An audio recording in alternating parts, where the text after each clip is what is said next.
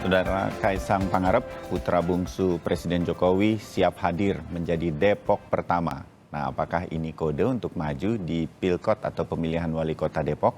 Atau pernyataan ini bukan merujuk pada pilkada?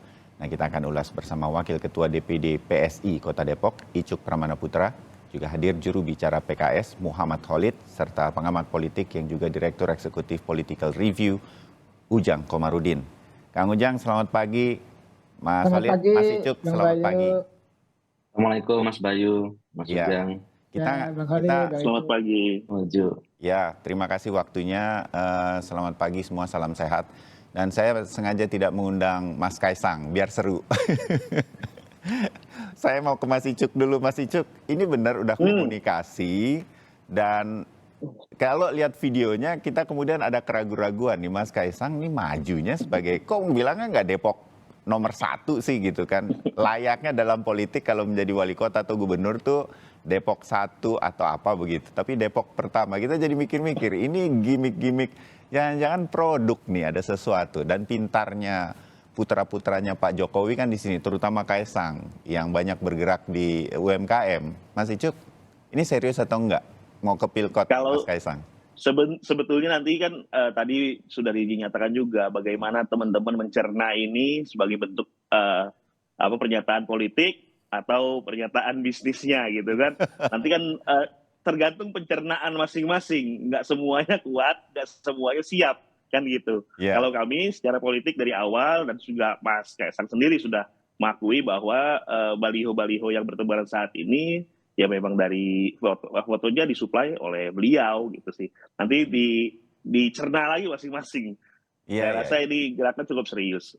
Oke, artinya gini loh, saya tuh kepengennya kan, ini kalau PSI, masih Icuk lagi yang ngomong, udah bikin juga sang menang ya kan, relawan untuk Kaisang Betul. menang di Depok.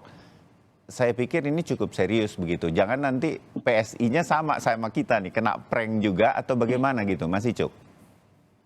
Kalau kena prank sekalipun ini adalah gerakan perubahan ya Mas. Jadinya Oh, kemarin bahkan kepikiran di awal sekali apa mau pasang Che Guevara nih. Karena kebutuhan karena kebutuhan kami sebagai anak muda Kota Depok ini memimpikan sekali, mendambakan sekali perubahan. Nah, ini yang kemarin yang kami bahas akhirnya di ujungnya muncul nama Kaisang ini. Sebetulnya sudah sampai di posisi ini harus betul-betul gerakan perubahan dan dilakukan secara bersama-sama. Siapa tokohnya ya sampai di ujung di akhir bahwa Kaisang Pangarep mungkin menjadi salah satu harapan kami gitu, Mas. oh, jadi ini proposal nih dari PSI untuk Kaisang. Bukannya Kaisang yang menyatakan oke saya siap maju, belum? Ya sampai saat ini Mas Kaisang terus berkomunikasi dan terus menggalang dukungan politik baik dari partai maupun juga relawan-relawan yang sudah sekarang terbentuk. Makin lama makin banyak. Ini juga mungkin kayaknya tidak bisa kami sampai kita kebingungan nih berapa banyak relawan nih, kok ada grup lagi, saya diundang lagi Oh gitu ya. ya. Mudah-mudahan ini menjadi satu gerakan perubahan untuk Kota Depok gitu sih Mas. Oh begitu, oke, mulai terbayang lah saya berkaitan dengan, nanti Mas Icuk boleh perjelas lagi ya. Saya ke Mas Solid dulu, Mas Solid, kalau bicara Kota Depok nggak mungkin kita nggak kemudian ngundang PKS gitu kan, karena sejak 2005 ya Pak Nur Mahmudi Ismail kemudian memimpin Depok, nggak terkalahkan nih PKS begitu. Maka kemudian kalau ada nama baru di luar PKS, ini tentu apa ya namanya, ini lawan dari PKS, dan PKS selama ini mampu menang terus di Depok. Nah, ini munculnya nama-nama lepas dari serius atau tidak serius kita belakangin dulu, tetapi kemungkinan 2024 nih kayaknya bakal ada nama baru yang mungkin saja membuat PKS harus bekerja keras, agak ekstra keras. Mungkin kan itu terjadi. Nggak apa-apa mengenai hal ini, Mas Solid? Bagi kami, lawan dalam pemilu, dalam pilkada, dalam pilpres, itu adalah teman dalam berdemokrasi. Ya. Jadi, ya, lawan, ya, kompetitor, dan sebagainya itu sangat bagus buat demokrasi. Sehingga demokrasi justru semakin banyak pilihan, semakin baik. Jadi kita menginginkan demokrasi itu sehat, fair, ya, dan insya Allah PKS akan siap berkompetisi ya dengan apa yang diusulkan oleh teman-teman tadi. Kita sudah fokus ya dengan janji-janji politik kami. Jadi buat PKS, apakah putra presiden atau bukan putra presiden hadir di kota Depok, itu bukan hal yang menjadi concern utama, tapi bagi PKS saat ini adalah bagaimana kepercayaan dari warga Depok itu tertunaikan dengan baik. Ya, kami ingin selalu mendengar aspirasi, perbaikan, masukan dari warga Depok. Tentu capaian-capaian selama 4 periode itu bukan hal yang mudah untuk kita raih dan kita rawat. Itu adalah kepercayaan yang sangat besar dari warga Kota Depok. Alhamdulillah kami juga mencapai target-target yang sudah kita tetapkan. Ya, Kota Depok menjadi 5 terbaik di kota Indonesia dalam pencapaian pengentasan kemiskinan. Di Jawa Barat, capaian indeks pembangunan manusia terbaik, salah satu yang terbaik, kemudian penciptaan lapangan kerja, pengentasan pengangguran juga luar biasa, impresif, dan bagaimana pengentasan masalah stunting kita juga sangat impresif pencapaiannya. Jadi tentu mesti ada beberapa pekerjaan rumah yang ada, tapi capaian-capaian yang sangat impresif, prestasi yang luar biasa di bidang ekonomi, kesejahteraan sosial, pengentasan kemiskinan, itu tidak terbantahkan. Dan itu bisa dicek dalam data dari BPS, ya, pemerintah yang dikeluarkan secara rutin oleh pemerintah. Jadi sekali lagi Mas Bayu, Mas Icu, Kang Ujang, bagi PKS sekarang adalah fokus bagaimana menuntaskan agenda-agenda kerja sehingga aspirasi, kehendak, ekspektasi warga Depok itu terpenuhi. Masalah Mas Kaisang maju atau tidak maju, kita welcome saja. Siapapun yang akan maju, kita bersaing dengan fair, dengan sehat. Jangan sampai pemilu nanti pilkada lawan kota kosong, ya. Jangan sampai seperti itu. Ya. Demi anak presiden jadi kota kosong kan tidak bagus, dan seperti itu. Jadi kita ingin menjadikan demokrasi betul-betul sehat, asyik, seperti anak-anak muda, ya. Bertarung gagasan, bertarung kebijakan, itu akan seru sekali. Kita akan nantikan hal tersebut. Jadi PKS juga akan majuin anak muda juga nih. Mas Solid mungkin namanya? Ya, kita sudah menjaring beberapa, ya. Kota Depok sudah melakukan penjaringan hal tersebut, ya. Kita ada namanya pemilu internal raya, jadi PEMIRA. Jadi ada demokrasi di PKS. Ada beberapa kandidat yang sudah muncul dan anggota PKS memiliki hak untuk memberikan vote. Jadi di PKS itu ada pemilihan dulu, ada vote dulu. Jadi ada pemilihan raya, di situ nanti anggota-anggota PKS akan memilih siapakah yang akan menjadi calon wali kota Depok. Siapapun memiliki hak untuk dipilih dan maju di kader-kader PKS di sana. Seperti itu, Mas Bayu. Ya, menarik. Depok ini akan menarik tampaknya, mudah-mudahan. Kang Ujang, ini juga orang Depok nih, namanya aja udah Ujang ya kan, masih bagian dari Depok, Bogor, dan Jawa Barat.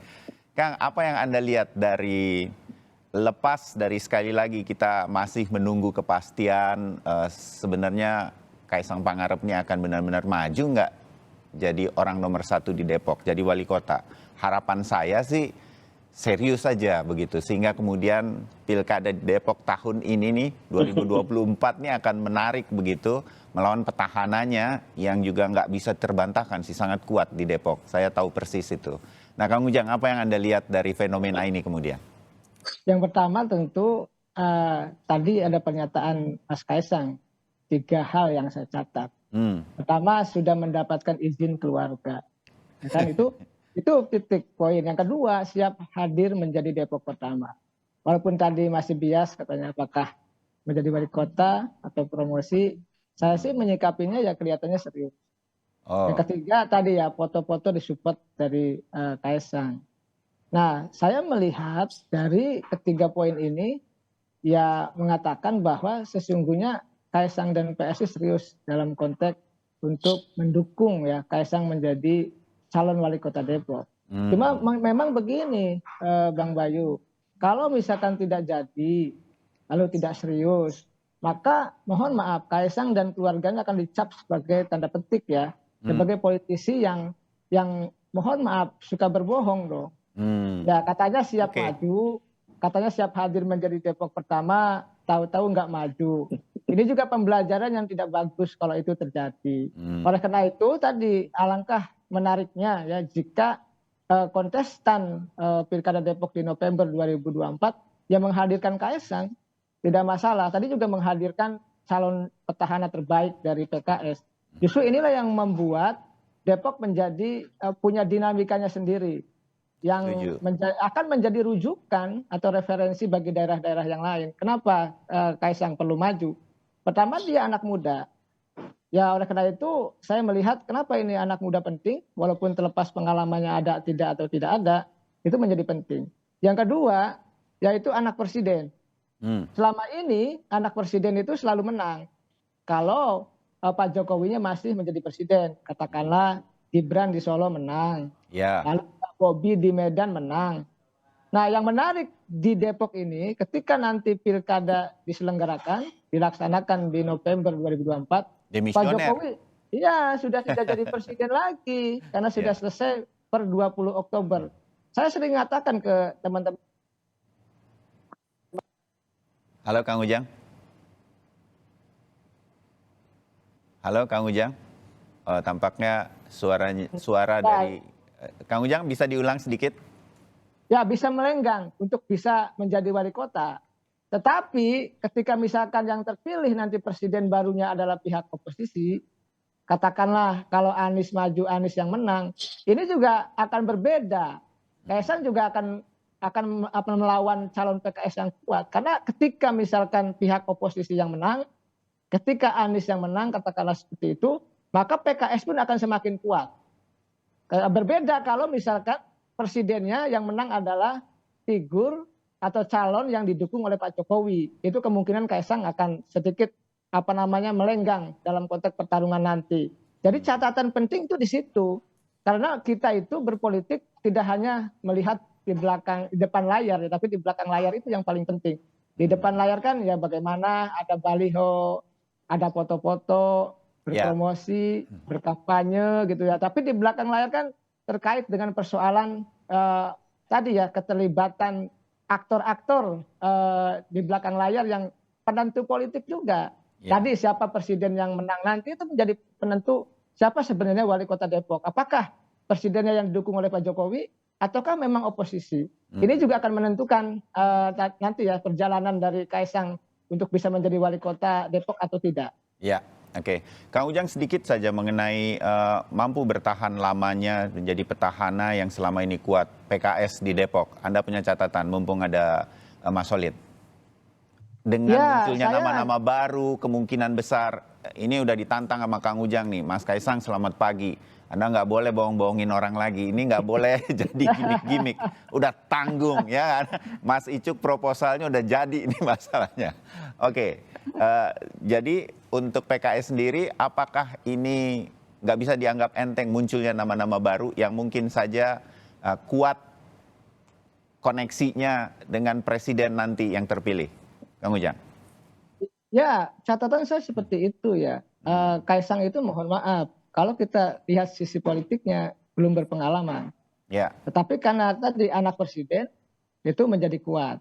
Nah, makanya saya ketika menganalisa Gibran, Bobi itu sangat jelas, sangat clear. Sebenarnya kalau anak presiden ya menang lah. Tidak akan terbantahkan itu, faktanya memang menang. Nah, dalam konteks PKS saya melihat ini tantangan bagi PKS yang serius. Gitu. Karena tadi PSI mungkin dengan partai-partai lain saya melihat tadi malam juga Sekjen Gerindra ya Pak Ahmad Muzani juga statement di media gitu bahwa kalau Kaisang maju juga kami siap membantu mendukung. Artinya ada partai juga yang mendukung.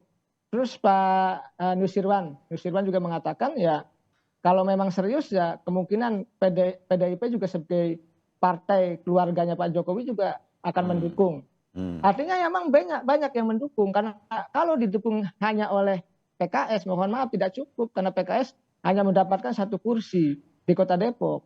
Jadi memang PSI mohon maaf PSI hanya 1 kursi. Ya. Jadi butuh 9 kursi lagi untuk bisa menggenapkan sebagai calon wali kota Depok untuk mengusung Kaisang. Nah, catatan saya ketika PKS itu sangat kuat, maka ya pertarungan yang sebanding adalah menghadirkan calon yang kuat pula. Nah, inilah Kaisang ini dianggap sebagai calon yang kuat karena dianggap sebagai anaknya presiden ataupun tadi punya kekuatan di luar dari pribadi Kaisang itu sendiri. Itu Mas Bayu. Oke, Mas Solid, berarti ini kalau Ya. jadi nih, kalau kan kita agak berandai-andai pagi hari ini, mohon maaf begitu, harus punya persiapan yang matang juga ini PKS. Sudah siap? Ya tentu ya. Oh. Semuanya harus siap, dan PKS ini kan wali kota dan wakil wali kotanya adalah kader dan anggota kita, sehingga tugas yang paling penting buat kader PKS adalah bagaimana menuntaskan kinerjanya itu harus impresif dan bisa memenuhi ekspektasi warga. Dan itu yang menjadi challenge atau tantangan bagi kami. Sehingga apakah nanti Mas Kaisang jadi maju atau tidak, itu bukan menjadi sebuah variabel yang sangat penting, tapi bagi PKS adalah bagaimana menuntaskan agenda-agenda perbaikan, agenda pembangunan di Kota Depok. Karena itulah ujian dari seorang petahana. Ketika petahana itu bisa memimpin dengan baik, memiliki legacy yang bagus, maka rakyat akan merasakan hal tersebut. Dan insya Allah pengalaman 4 periode kami berjuang memimpin Kota Depok itu memberikan sebuah pelajaran yang sangat berharga. Bagaimana kerja-kerja itu harus dirasakan secara langsung, bukan hanya secara pencitraan, tapi dirasakan secara langsung oleh masyarakat. Tentu kami sangat terbuka dengan masukan-masukan warga, pekerjaan-pekerjaan rumah yang masih ada. Tentu kami juga akan terus melakukan perbaikan-perbaikan, dan capaian-capaian yang kita lakukan juga tidak mudah gitu ya. Banyak hal-hal yang bisa kita sampaikan di kinerja-kinerja kepemimpinan PKS yang bisa diakui secara empiris, secara luas oleh masyarakat dan bahkan oleh pemerintah pusat. Dan capaian-capaian inilah yang ingin terus kita tingkatkan. Misal pengentasan kemiskinan kita masuk 5 besar. Maka di target berikutnya kita, Kota Depok, ingin menjadi yang pertama terbaik di Indonesia dalam pengentasan kemiskinan. Saat ini kita masuk di 5 besar.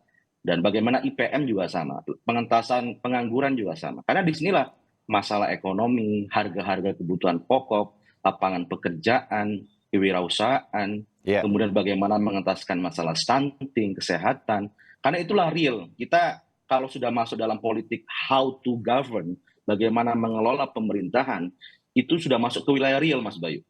Karena bagaimana warga itu makan, warga itu dapat kerja, yang miskin itu bisa sekolah, dapat beasiswa, sejahtera, dan sebagainya itu. Dan itulah tantangan yang utama dari seorang petahana. Dan insya Allah ketika capaian itu sudah kita lakukan dengan baik, kami akan confidence, aspirasi, ekspektasi, dan harapan rakyat warga Depok akan disampaikan, akan dititipkan kembali kepada kader-kader kita. Ya, oke.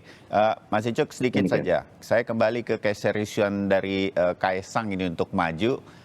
Sudah sampai sejauh mana komunikasinya? Tadi catatan menarik dari Kang Ujang, kalau ini gimmick, harus jadi gimmick yang serius gitu, nggak boleh batal nih, karena akan jadi catatan buat Mas Kaisangnya sendiri. Mas Icuk, Anda dengan PSI di Depok setuju dong dengan ulasannya Kang Ujang tadi?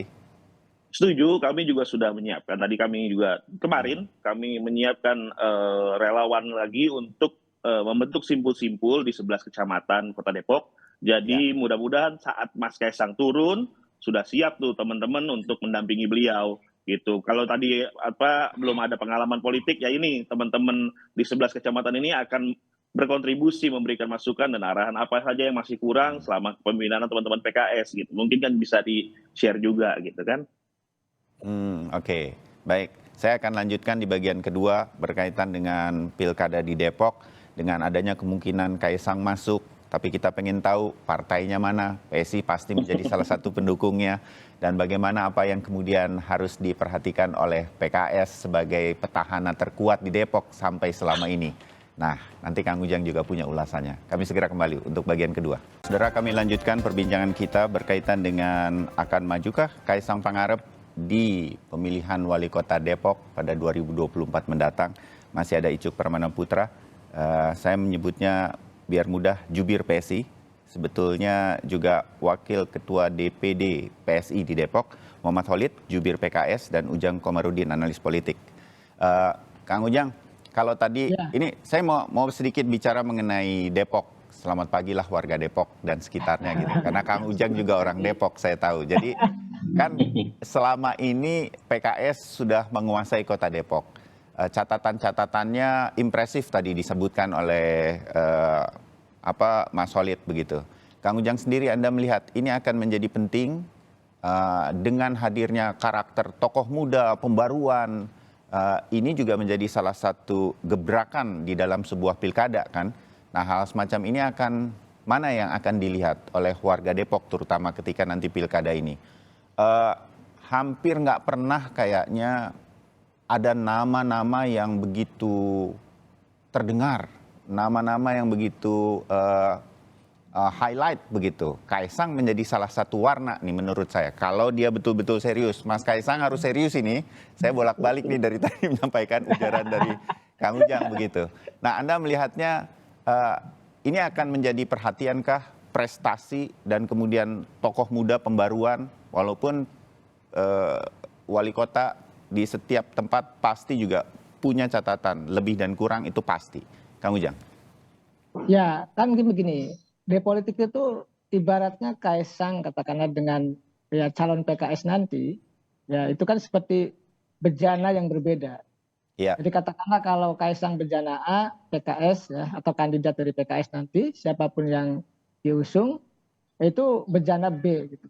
Nah, ini menentukan artinya ketika misalkan PKS atau calon dari PKS itu bejana B tadi itu berprestasi bagus ya, dianggap sukses dalam memimpin Depok, maka peluang untuk bisa menang juga tinggi.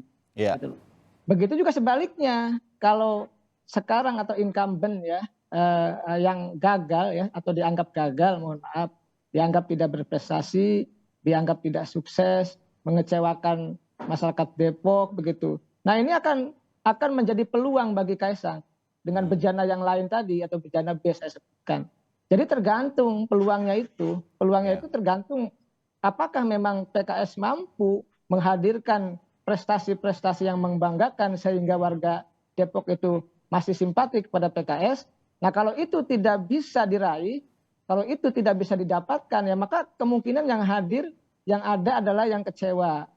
Nah, kekecewaan itu ya kemungkinan besar akan pindah ke bejana B gitu loh. Bejana A, mohon maaf, bejana A yaitu Kaisang ataupun ke kandidat yang lain. Nah, oleh karena itu ya pilihannya tadi sudah disampaikan oleh Bang Khalid ya mesti impresif, mesti katakanlah kalau saya bahasanya mesti sukses, mesti berprestasi, ya mesti unggul. Kan ada pembanding, sukses atau tidaknya ya kepemimpinan PKS di Depok ini kan harus ada pembanding juga. Misalkan dibandingkan dengan wali kota yang lain apakah bagus atau tidak, dengan daerah lain berprestasi atau tidak. Nah, ini catatan penting yang harus dilakukan oleh PKS kalau memang ingin tetap bertahan, kalau memang masih ingin tetap unggul. Tetapi kalau banyak mengecewakan, masyarakat Depok misalkan banyak susahnya misal gitu ya Bang Khalid, ya itu ya suka tidak suka, senang tidak senang akan berbalik arah, akan mencari figur lain yang bisa dianggap memperjuangkan aspirasi masyarakat Depok. Catatan saya sederhana seperti itu Bang Bayu. Ya, oke. Mas Icuk, Anda melihat sosok Kaisang yang akan terus didekati oleh PSI ini akan mampu membuat warga di Depok untuk beralih dari catatan prestasi yang sudah dibuat oleh PKS selama sekian tahun? Sebenarnya begini Mas, aku juga mau mensoroti terkait tadi capaian-capaian ekonomi yang didapat oleh warga Depok, bukan oleh wali kota Depok sebenarnya. Jadi wali kota Depok, kita lihat variabelnya nanti, karena itu harus dibuktikan juga secara ilmiah. Apakah variabel kinerja wali kota Depok mempengaruhi pendapatan warga kota Depok secara ekonomi. Saya rasa kita tahu semua ya, Depok itu kota satelit pendukung kota Jakarta. Dan sebagian besar warga kota Depok bergantung sama Jakarta. Jadi kalau misalnya tadi disebut kemajuan ekonomi yang didapat oleh warga Depok, saya rasa tidak program-program dari wali kota saya rasa nggak ada yang menyentuh ke situ ya. Walaupun dia memang itu menjadi capaian, menjadi suatu prestasi, tapi bukan untuk wali kota aja, tapi warganya mencari bagaimana untuk menghidupi dirinya sendiri. Kita boleh mungkin nanti buka data berapa kesempatan kerja yang dihasilkan oleh teman-teman di Kota Depok dan teman-teman yang kerja memang sebagai komuter di Jakarta, kan itu kita lihat tahu sendiri lah ya, di Depok tuh mayoritas warganya bekerja di luar Kota Depok, kan seperti itu. Jadi kalau tadi dibilang itu adalah suatu prestasi, harusnya jadi catatan deh kayaknya, malahan. Dan kalau misalnya kita lihat juga pembangunan yang sebagian besar dibangun di Kota Depok, jalan tol yang saat ini ada itu jalan tol yang merupakan strategi nasional. Terus kemarin juga ada pembangunan jalan dari Wisartika, itu adalah idenya provinsi. Dan itu jadinya catatan kami juga, itu kenapa pembangunan Kota Depok justru diambil oleh pemerintah di tingkat di atasnya gitu. Jadi kan jadinya berarti kalau dari perlu kami ada tokoh seorang wali kota yang lebih punya bagus inisiatif. Atau biarkan saja warga Depok udah bisa jalan sendiri sebetulnya. Ya selama ini kekurangannya hanya inisiatif dan mungkin komunikasi ke bawah jadi kurang gitu. Mungkin itu yang harus menjadi catatan kepada teman-teman PKS. Gitu sih Mas mungkin. Oke. Mas Saya Ali. respon ya. Iya, silakan.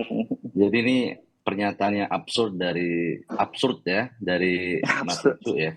Jadi nggak apa-apa. Ini debat-debat pilkadanya udah saya kasih sedikit-sedikit lah ya biar makin kalau seru. logiknya seperti itu tidak tepat karena itu akan menjadi sesat pikir. Karena kalau begitu kita tidak bisa melakukan indikasi atau membuat measurement atau pengukuran dari kinerja kepala daerah. Dan itulah yang harus kita lakukan. Kalau berpikir seperti Mas Icuk diterapkan ke semuanya, maka kinerja semuanya itu akan diatribusikan ke siapa gitu. Di sini ada leadership ini memiliki namanya span of control atau pengawasan dari level provinsi, pusat dan kota. Jadi itulah yang harus kita lihat secara objektif. Jadi saya lihat, saya mengakui bahwa ada beberapa catatan, tapi capaian prestasi juga harus diakui. Seperti misalnya pengentasan kemiskinan.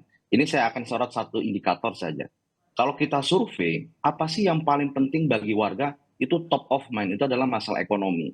Once ketika seorang kepala daerah atau pemimpin itu bisa menciptakan pengentasan kemiskinan, maka dia bisa menyelesaikan hampir separuh dari permasalahan dari warganya. Karena top of mind permasalahan di seluruh survei mengatakan itu adalah masalah ekonomi. Nah, Depok ini memiliki banyak program di situ. Salah satunya adalah Kartu Depok Sejahtera. Itu adalah salah satu yang menjadi program pengentasan kemiskinan. Saya pernah ikut juga sebuah konferensi Bank Dunia. Depok itu salah satu program pengentasan kemiskinannya itu menjadi best practices yang ditawarkan menjadi contoh di pertemuan di konferensi tersebut. Salah satunya adalah masalah santunan kematian. Itu adalah one of the best program yang inovatif dan menjadi benchmark di sana. Kemudian bagaimana kita melihat pengentasan pengangguran. Ada program wirausaha baru, ada 5.000 program wirausaha baru dan 1.000 perempuan pengusaha.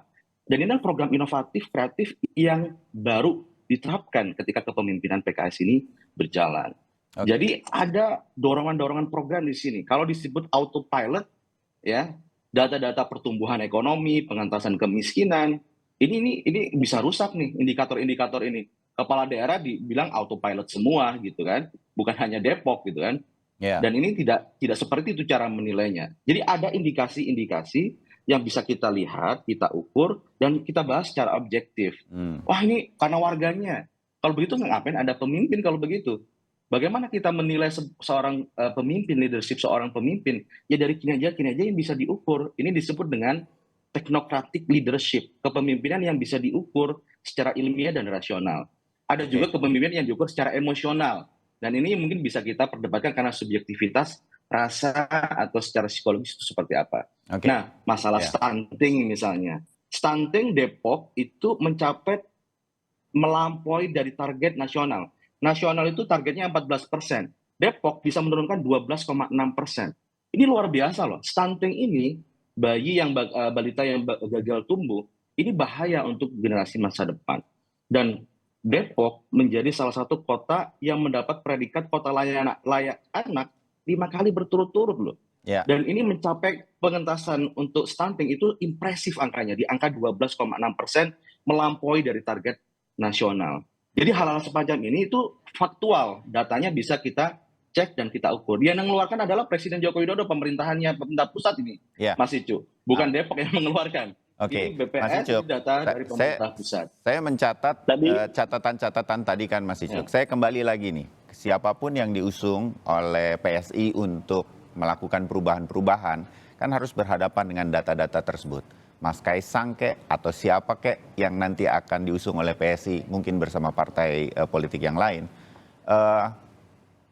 Kesiapan untuk menghadapi ini semua, catatan tersebut kan nggak bisa hilang juga dan mungkin harus dihadapi.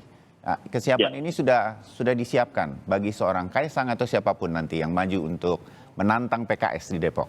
Mas Icuk? betul tadi selalu akan dibentrokan ke data-data yang dimiliki oleh pemerintah, yang diterbitkan oleh pemerintah pusat. Seperti tadi yang saya bilang bahwa variabel-variabel itu tuh banyak variabel yang menentukan juga. Apakah, kan pertanyaannya ini bukan asumsi saya bertanya, apakah menurut warga Depok, teman-teman yang di PKS, apakah variabel kinerja Bapak Wali Kota mempengaruhi sangat gitu, besar mempengaruhi atas capaian-capaian tersebut, atau jangan gitu kan, bisa jadi salah, bisa jadi benar, jangan-jangan kinerja ini ya ternyata kinerja bareng-bareng gitu, nggak hanya kinerja wali kotanya saja begitu. Dalam artian tidak mengecilkan juga bahwa ada kinerja dari Bapak Wali Kota, jelas dong. Ada tugasnya, kalau nggak ada kan ngapain kita angkat dia jadi wali kota toh? Kan kalau saat ini ada capaian, ya harusnya ada capaian karena memang tugas beliau untuk menentaskan kemiskinan tadi yang disebutkan, ya memang tugas beliau. Tapi kami di sini menawarkan alternatif pembaruan. Jika merasa masyarakat Kota Depok membutuhkan perubahan itu, ya nanti kita tunggu saja di pilkada di 2024, gitu Mas. Oke, saya ke Kang Ujang, mungkin bagian-bagian akhir ya Kang Ujang, Mas Walid dan juga Mas Icuk. Menarik untuk menunggu siapa yang akan berani menantang petahana di PKS di Depok, ya kan Kang Ujang? Kalaupun itu Kaisang, dia harus sangat siap melawan data-data yang sudah disiapkan oleh PKS sebagai petahana selama sekian lama. Apalagi catatan Kang Ujang, dan juga siapa partai politik yang nanti harus secara resmi, ini kita belum dengar nih, dari PSI pun belum resmi, PDI Perjuangan juga masih, ya kalau perlu daftar dulu katanya, jadi belum tahu kita nih, Mas Kaisang maju dari partai apa, catatan Kang Ujang? Ya, PDIP sudah mengkonfirmasi nantilah katanya setelah pelaksanaan Pilpres dan Pileg gitu kan, karena pilkadanya kan di November katanya. Dan di PDIP kan sudah ada aturan, satu keluarga tidak boleh beda partai. Iya. Dan itu pasti akan dipecat, sama seperti kejadian di Maluku gitu kan. Betul. Ya, suami dengan istrinya berbeda maka dipecatlah di PDIP. Nah, oleh karena itu suatu kasus yang nyata, ya makanya kita tunggu nanti komposisi atau dukungan itu muncul dari mana. Saya sih melihat ya kemungkinan kalau Pak Jokowinya, bukan kemungkinan, memang Pak Jokowi kader PDIP, lalu Gibran juga kader PDIP, kelihatannya dorongan arah dukungan itu ya bisa disematkan kepada PDIP. Karena kalau kita berkaca pada pemilu kemarin 2019, komposisi PDIP ada 10 kursi. Sudah bisa mengusung sendiri Kaisang. Sedangkan kalau kita mengusulkan dari PSI hanya 1 kursi, butuh 9 kursi yang lain. Oleh karena itu Gerindra sudah mengatakan kalau Mas Kaisang mau maju katanya ya dengan senang dan gembira akan mendukung. Cuma catatan saya Gerindra ini kan tergantung. Kalau Pak Prabowo-nya maju lalu berhadapan misalkan dengan Ganjar, sedangkan Pak Jokowinya ada di pihak Ganjar, itu menjadi persoalan sendiri. Iya, tapi PKS sudah sering dikeroyok berapa kursi di DPRD, tapi menang terus. yang terakhir cuma 17 kursi, 2 atau 3 kali lipat, tapi berhasil menang juga, Kang Ujang. Ya, nanti juga kan ada pergeseran dalam konteks politik. Ya kan, sekarang eranya juga era anak muda. Oleh karena itu kemunculan Kaisang ini juga tidak bisa dianggap remeh. Jadi ini juga harus dianggap sebagai calon yang kuat. Intinya siapapun yang maju, Kaisang apapun yang lain, itu harus menjadi lawan yang berat bagi PKS. Karena sekali lengah ya kemungkinan bisa kalah. Oleh karena saya masih ingat itu bagaimana perdebatan PKS terakhir kali ya Bang Holid berdebat ingin mengusung wali kotanya ataukah wakil wali kotanya yang saat ini begitu. Itu sangat lama itu menentukan siapa yang akan diusung. Akhirnya ke wali kotanya yang sekarang. Nah, artinya di PKS sendiri juga punya tantangan sendiri, baik konteks di internal maupun dalam konteks nanti melawan katakanlah Kaisang ataupun kandidat lain yang dianggap kuat nanti. Nah, catatan saya ya semuanya berbalik kepada masyarakat Depok. Kan ada dua ya. Di kita ini ada kandidat itu sebagai bintang ya katakanlah PKS maupun Kaisang atau yang lain-lain. Lalu juga ada penentu yaitu pemilih. Warga Depok ya penentunya ini pemilihnya warga Depok. Tadi tingkat kesukaan warga Depok itu juga menentukan.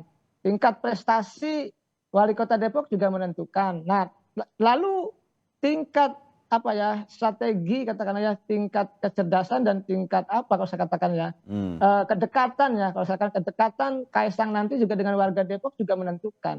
Bukan hanya dekat, bahkan ya harus menunjukkan kehebatan Kaisang juga menentukan. Oleh karena itu soal nanti apakah kalkulasi partainya yang mendukung siapa ya memang saat ini masih belum jelas. Tapi saya melihatnya kalau konstruksi aturan di PTIP kemungkinan akan didukung oleh PDIP, baru PSI akan membantu mendukung itu. Karena kemarin PDIP marah sekali ketika misalkan mohon maaf PSI mengatakan ya PSI yang pertama mendukung itu nggak bisa. Karena kami keluarga Pak Jokowi dan kami kursi kami lebih banyak begitu.